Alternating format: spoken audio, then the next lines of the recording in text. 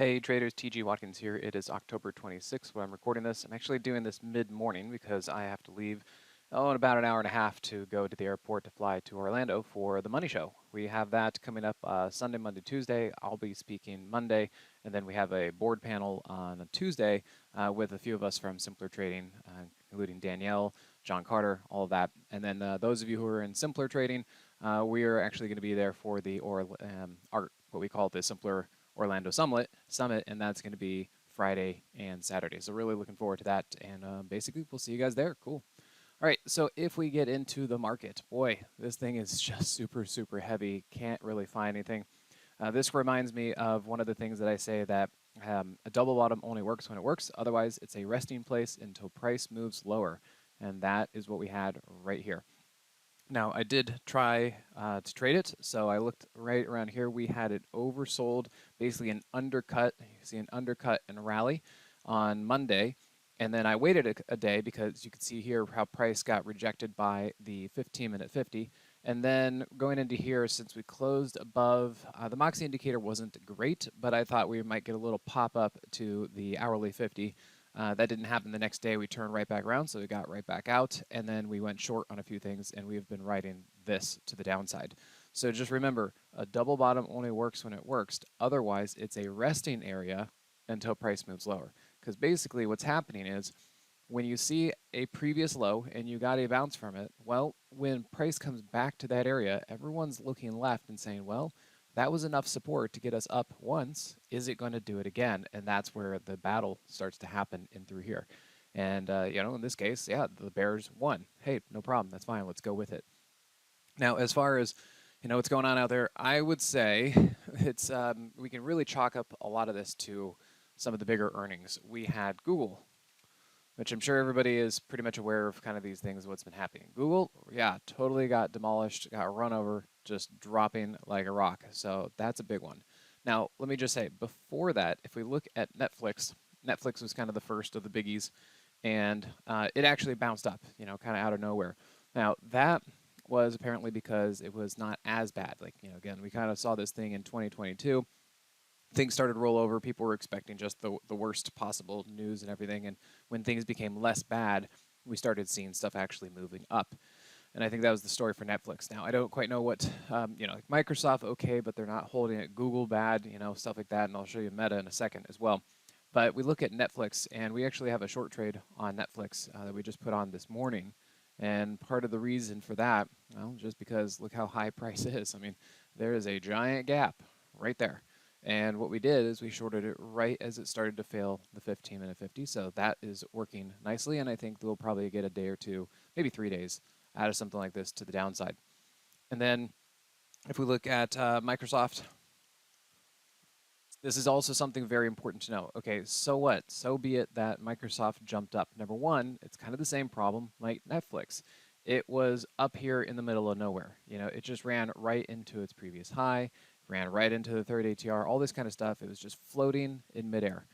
And then when nothing else could really hold it, even a winner like this, a big company like this, like Microsoft, if they can't hold their gains, that is the market telling us some information. And this gave it all right back. Okay, so we need to be paying attention to this. This really does look like some pretty rough stuff, topping all that and whatnot.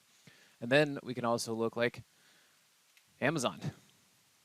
Amazon having a hard time. Now, Amazon has actually really been doing nicely as far as technicals. We had price run right smack into the underside of the daily 50.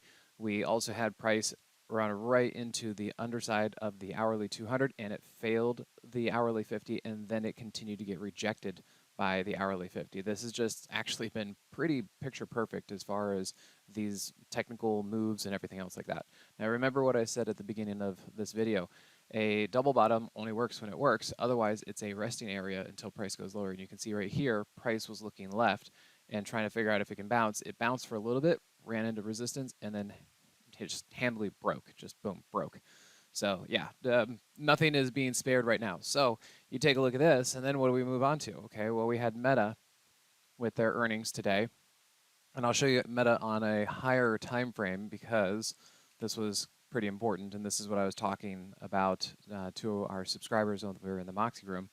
I mean, look how high this thing is. It's very far away from moving average support.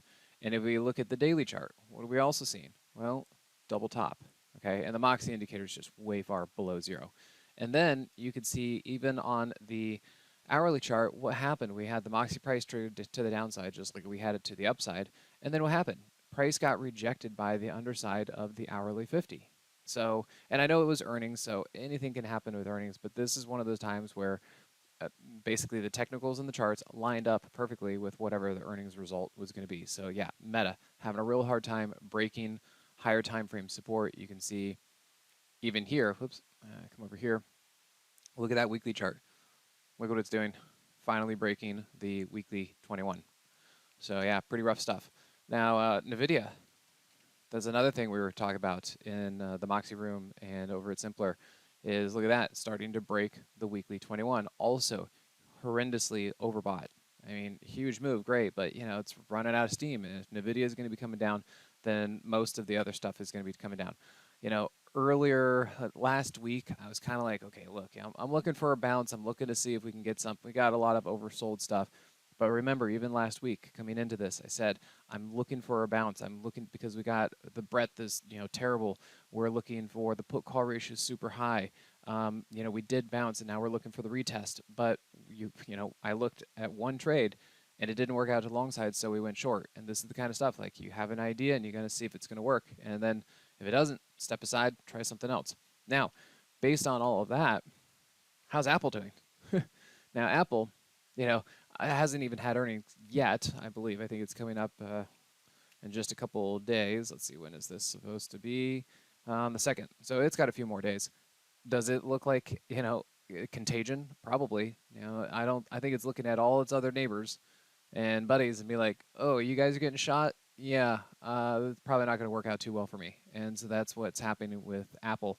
And you can look at Apple. It actually ran the 15-minute 50 on up very cleanly, and then it's been running the 15-minute 50 down pretty cleanly. Talk about the up and back. I mean, just giving it all right back, you know. And these are some of these things that talking about the waves. You can ride these waves to the long side, to the short side. It doesn't matter.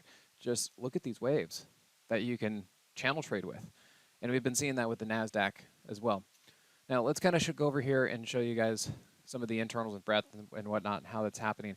Yeah, we are continuing to see some pretty rough stuff. You know, I've been looking at this a lot of times. I was looking for some capitulation. Figured that might have been the low. We did get a bounce, but since then, nothing's been holding, and here we are back up again. Could there be capitulation? Sure, but we're going to have to see some stuff actually start turning around. The market can't even catch a bid of any sort. And then same thing here. We have the, you know, the 20-day got super low, there was a bounce. 20-day got super low, there was a bounce.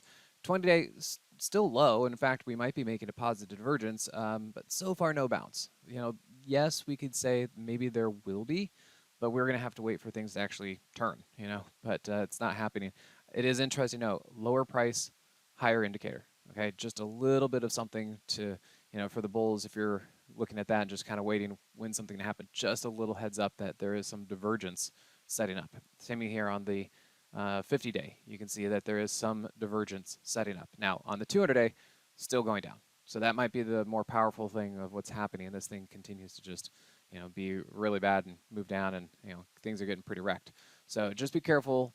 For as much as things are melting down and doing this, there are always short squeezes. And the question is, how big are those short squeezes? How long are they going to last?